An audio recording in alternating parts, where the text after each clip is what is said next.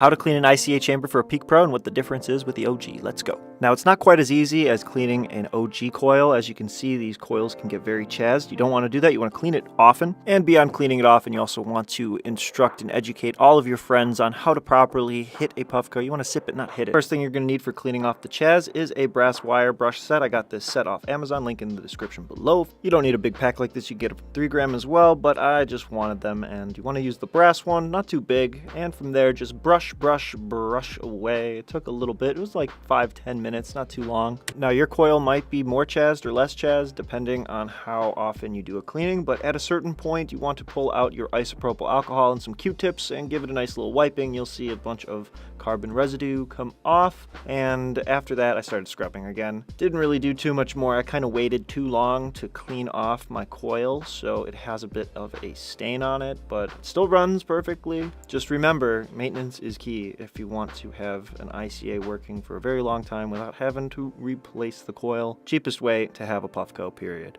Now, after scrub-dubbing for a long time, I noticed that I wasn't actually getting my coil any cleaner, and it was because the brush had built up carbon on it and was putting it back on to the coil. After brushing and Q-tip swabbing, I moved on to heat cleaning. Now, it's very difficult to get a heat cycle to work without an insert in, so what I did was I put it in upside down, giving the coil some space to be able to do some heating without a surface area directly in contact. Now, when trying to do an upside-down insert heat cleaning, you're going to run into some red and white ambulance lights. Have no fear, just slightly unthread the top side chamber housing to find that Goldilocks pressure required for a heating cycle. For the heat cleaning, I used the highest temperature, 620 degrees Fahrenheit, and 1 minute and 20 seconds as the longest duration time. I thought this was good. Turned out to be great, and it actually helped clean off a bit more of the chazzing that I've built up.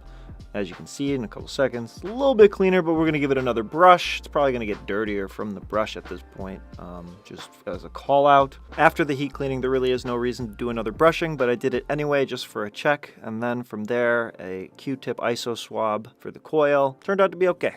Last step is reassembling your ICA chamber. You're going to take that middle temperature sensor wire and hook it over the notch of the silicone insulator for the bottom with the 3 pins. From there, you're going to insert your coil into your chamber housing. Make sure that the temperature sensor wire gets led into the bottom of the chamber housing first. This makes sure that your temperature sensor wire doesn't get bent and out of shape, and it goes where it needs to go, which is on the bottom side of that chamber. Make sure that that temperature sensor wire is on the bottom side of the chamber housing on the exterior side. You want that to connect to the Puffco base pin. If you don't do this right, you'll be running into red and white ambulance lights regardless of how you fix the pins later. Once we get the coil system back into the housing, it's really easy from there. Screw it on, center your insert, toss it into your base. You'll get that red and white ambulance light. Fix that bottom pin set. Now, for these pins, you'll want them slightly ajar, not completely pushed in. As you can see, I'm pulling them out, but you don't want them too far out.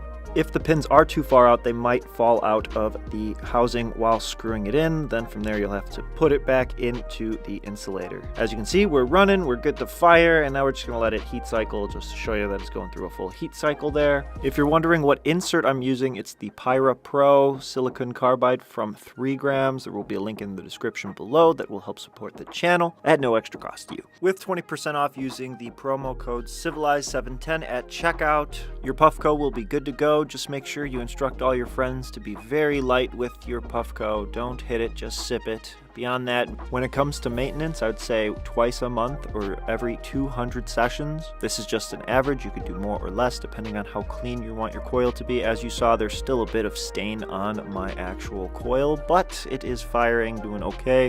If you want to avoid that, you'd want to clean it more often than twice a month.